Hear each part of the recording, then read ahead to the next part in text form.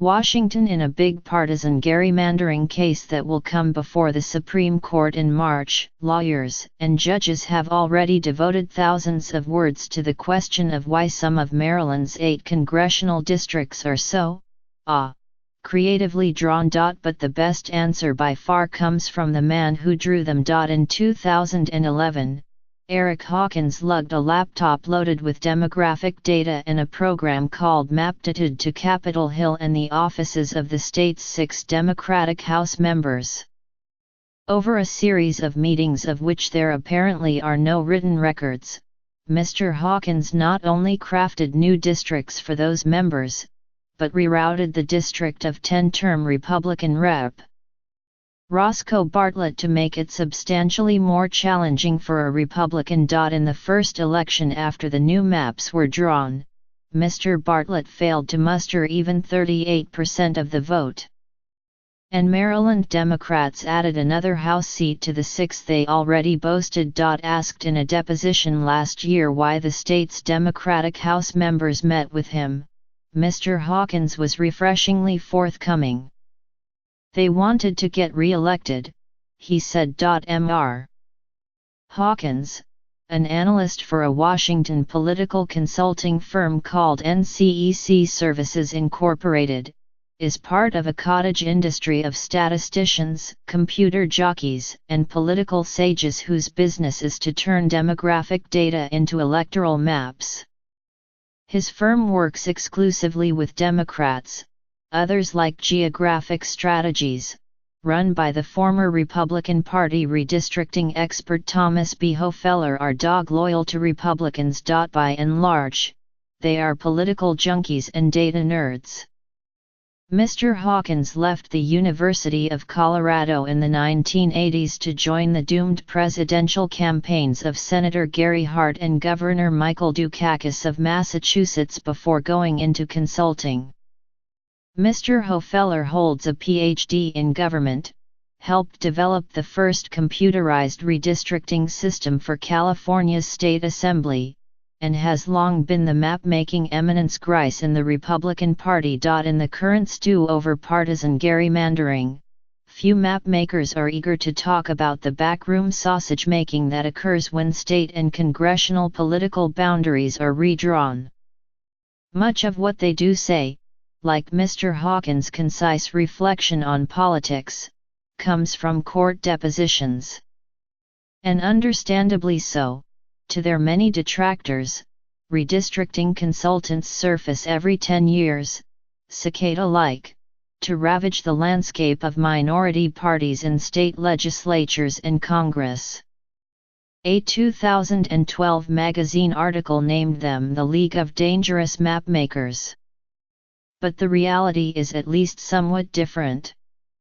If most mapmakers are unabashedly partisan, their work goes well beyond backroom politics. A good map meets constitutional requirements, such as allotting an equal number of people to every district and respecting racial and ethnic populations.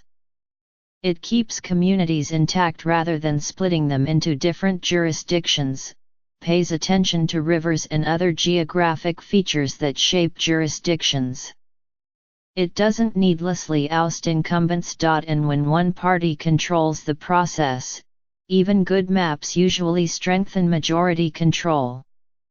The Supreme Court has allowed that some partisanship in redistricting is inevitable.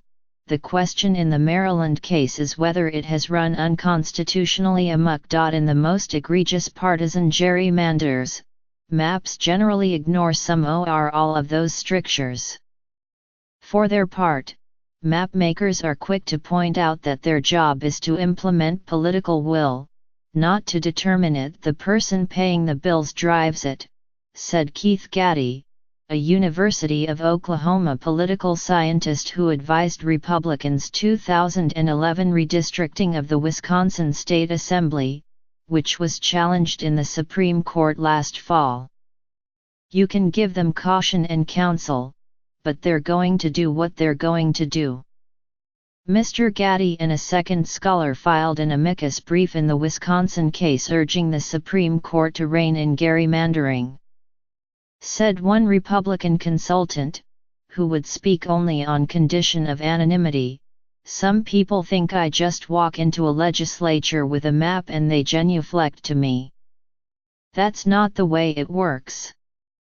Indeed, as court records in the Maryland case show, incumbent politicians often make demands of mapmakers that go beyond drawing themselves a safe seat.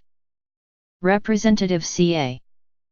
Dutch Ruppersberg, a Maryland Democrat who served at the time on the House Intelligence Committee, insisted that Fort Meade, the home of the National Security Agency, be part of his turf, according to a deposition of then-Governor Martin O'Malley. Representative Donna Edwards, another Democrat who left office last year, insisted that her district be left untouched, no easy task, as population shifts alone required that new boundaries be drawn. Besides the Wisconsin and Maryland cases, partisan gerrymanders are under assault in North Carolina and Pennsylvania, where courts invalidated Republican-drawn congressional maps this month.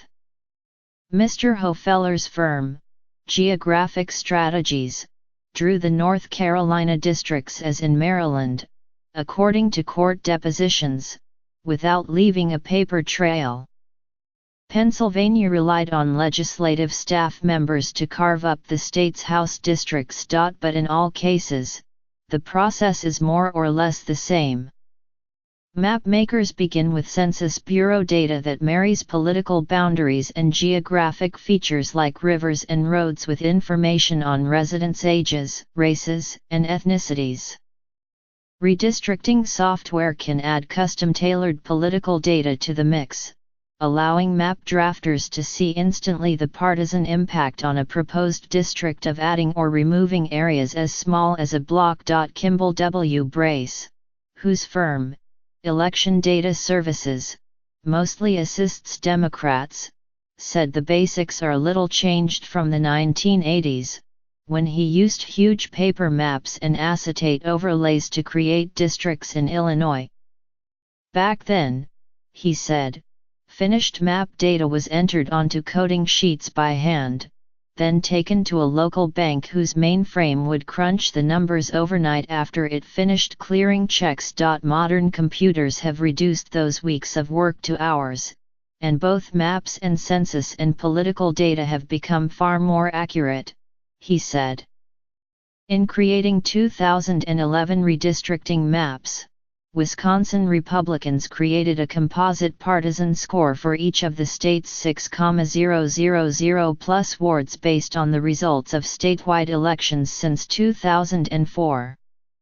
North Carolina used results from as many as 20 state elections.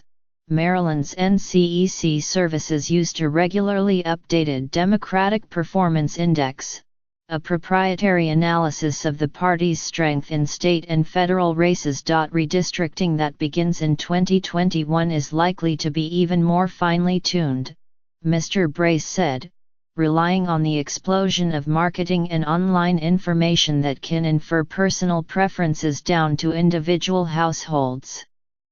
We're seeing that more and more in campaigns, he said, so I think you'll see people wanting to use it in redistricting.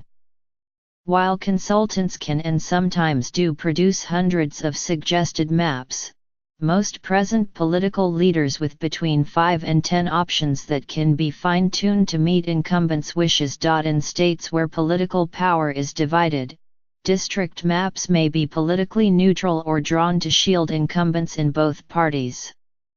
In other states under one-party control, the political marching orders may be more brazen. North Carolina Republicans ordered that no more than 3 of the state's 13 House seats be given to Democrats. Mr. Gaddy, who analyzed the partisan impact of proposed Wisconsin State Assembly maps for the chamber's Republicans, says partisan gerrymandering has become a threat to the political system because politics has devolved into all-out ideological war, not because of redistricting software or dark-hearted mapmakers. He said he abandoned a sideline as a redistricting advisor and expert witness in redistricting lawsuits after finishing work in Wisconsin. I liked working for them in 02, he said, because I'd sit down with a lawyer and they'd say, I like competitive maps. When a map is competitive, we can win on the merits. By the time I get around to 2011, they've changed. I can't defend this crap. That is not to say that map makers are wholly innocent bystanders in the process. It would be good for the country and politics if partisan gerrymandering ended, Mark Gersh, the president of NCEC Services, said in an email this week. But in a subsequent interview, Mr. Gersh stood up for his firm's work in Maryland and elsewhere. I don't believe in unilateralism, he said. If one side does it, the other has to. If that makes me unethical, so be it. Maryland's redistricting was driven by the Democratic governor, Mr. O'Malley, who testified in a deposition that he felt it was not only my responsibility, but my duty to saturate Maryland's Republican-leaning 6th District with Democratic voters provided we obeyed the dictates of the law. They eventually flipped the 6th District to Democrats, but only by redrawing other districts, domino style, to ensure that the loss of Montgomery County voters did not endanger others in the delegation. In the resulting map, the Democratic 3rd District was so laughably contorted that a federal judge compared it to a broken-winged pterodactyl, lying prostrate across the center of the state. Incumbent protection, Mr. Hawkins testified in the Maryland lawsuit last year, was the major focus of this. Asked whether those incumbents included Representative Bartlett, the Republican in the 6th District, Mr. Hawkins replied, "No.